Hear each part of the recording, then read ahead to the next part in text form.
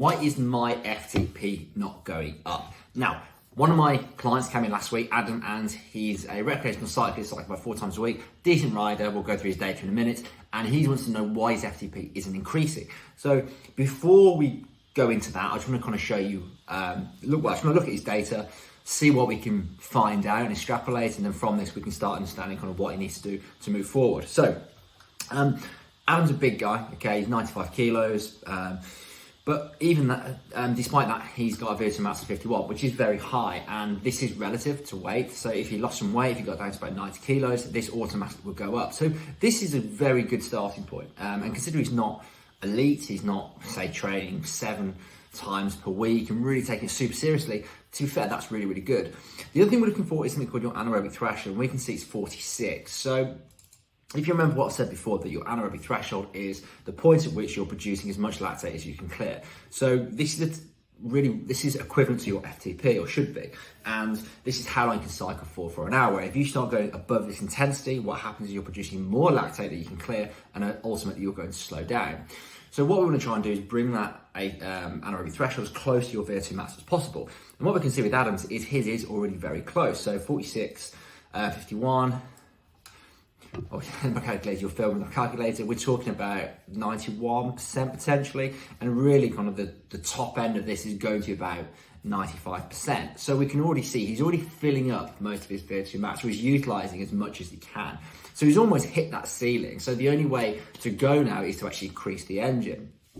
And this is where he really has to go now. And I think speaking to him about his training, he's currently doing a lot of threshold work, a lot of sweet spot training, and this is really kind of working on race pace, or your anaerobic threshold, your FTP. And this is almost one of the problems with just training at this intensity, is that, don't get me wrong, like, it's probably the best bang for your buck you can do. You're gonna get a lot of benefit from it. You can sustain it for a fair amount of time. You're gonna see a lot of adaptation. However, if you're time poor, so even you can train 3 times a week, brilliant. But if you can train a bit more, you're not really going to see the benefits of both. So you're probably not going to go have an intensity which is high enough for, say, some of your high work, your VO2 max work, because simply you're not going to recover quickly enough. Doing 3 lots of sweet spot training per week or threshold training per week is that it all kind of gets muddled into one. Your low sessions aren't low, or your easy sessions aren't easy, and your hard sessions aren't going to be as high as they could, because you've simply got this residual build-up of fatigue.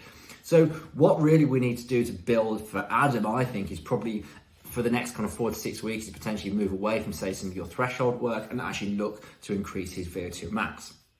And this is almost, I can see, well, by looking at his aerobic thresholds, this is this green line here.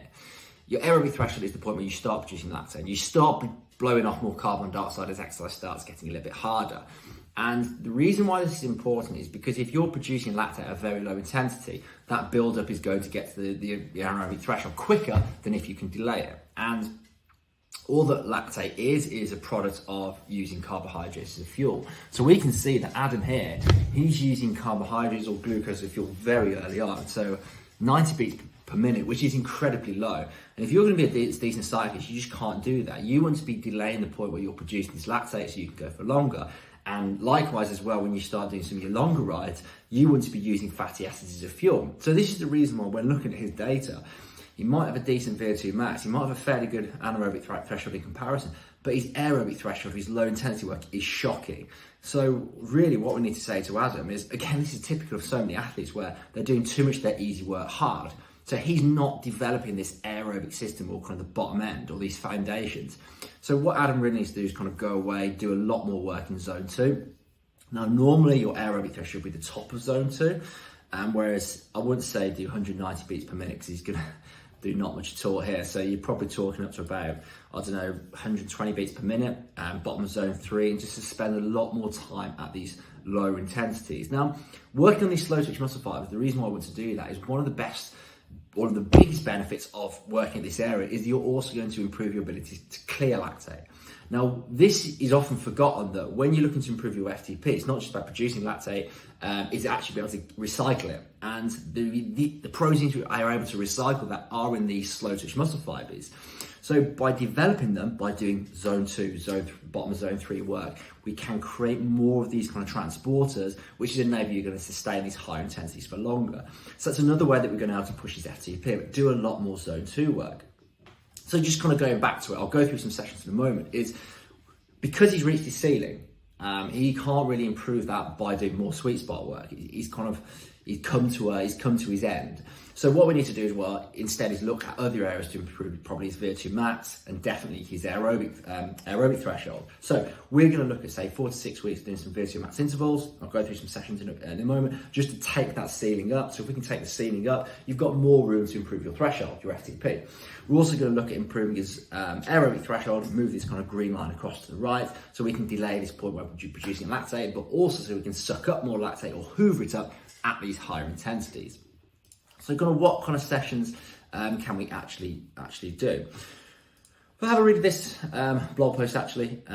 So how to improve your VO2 max. And really, I think that with Adam, if we can focus some time on doing that, we're also going to see an increase in his overall cycling performance.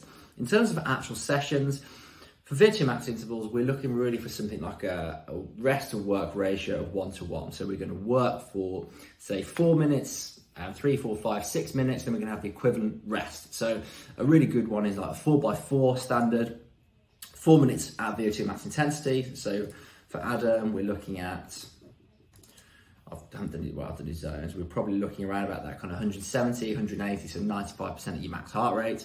Do that for 4 minutes, and then we're going to recover for 4 minutes. And then we're going to repeat that interval, say 4 to 6 times. So the idea is to accumulate or spend as much time as in this VO2 max zone as possible, because that forces the body to adapt. And this is the reason why we do want to have those longish rest intervals between, because it gives the time to recover. So again, that fourth interval, you're still going to hit these same intensities and not turn it into more of a threshold session. So definitely some VO2 max work needs to be done. You can also do something called microbursts as well. So microburst sessions are similar, but just a lot shorter. So you can do 60 seconds on, 60 seconds off, but you can also do something, say, like 30 seconds on, 15 seconds off, again, looking to get to that high heart rate. One thing that is worth noting is that if you have, so it's not like Adam, if you've got a particularly high VO2 max, but you've got a low anaerobic threshold, to develop your anaerobic VO2 max, we need to get the heart working hard. That's why I like to look at heart rate, especially for your long intervals. If you find that your VO2 max is high compared to your anaerobic threshold, what you probably will see is that your heart rate might not always get to that 95%. If this is the case, you might want to start hard, so go harder than your VO2 max. So it might be, say, 100% of your max heart rate for about 20-30 seconds, and then take it down to that constant, or take it down to that intensity where you can sustain 4 minutes. So then you would get that VO2 max zone. So I would probably add in like 2 VO2 max sessions per week, a short one and a long one. And then I'd also fill up the rest with kind of a lot of your easier zone 2 work. So a typical session, again, something like this, an hour, 2 hours fasted. And the reason I say fasted, we can just kind of blunt lactate production. That is going to just put you in that optimal conditions where you're going to get used to fatty acids as a fuel, and that's going to help this aerobic threshold. It doesn't have to be done like that, because doing a 2-hour ride, a 3-hour ride, you're automatically going to be going low carbohydrate anyway. So by doing that, that in itself will see these adaptations too. So again, lots of zone 2 work, top of zone 2, bottom of zone 3, just build the miles. And if you can combine this low intensity work, so developing these type 1 muscle fibers, combined with this hard work, this kind of polarized approach, this is really going to help develop the size of his engine. So just going back to that, I guess, improving your FTP. If you're someone who's just doing, say, threshold work, everything kind of fairly high, you're going to hit a peak fairly quickly, like Adam has. So what we can do with Adam, again, is just kind of look at the size of his engine, his efficiency, his low end, his foundations, and by working on these kind of polar opposite sides, this in turn is going to start improving his FTP again. So it'll be interesting to see when he comes back and what the changes are. You might see a drop in his threshold. However, by having a bigger engine, moving forward, we can take that threshold back up, and it's going to be higher than where it is now. So interested to see what happens if he can come back in within 6 weeks. But yeah, let's see what happens. If you're interested in testing, unfortunately can't do it yet, but we will be able to hopefully soon. So get in contact and we can try and book you in for early this year. Speak to you soon.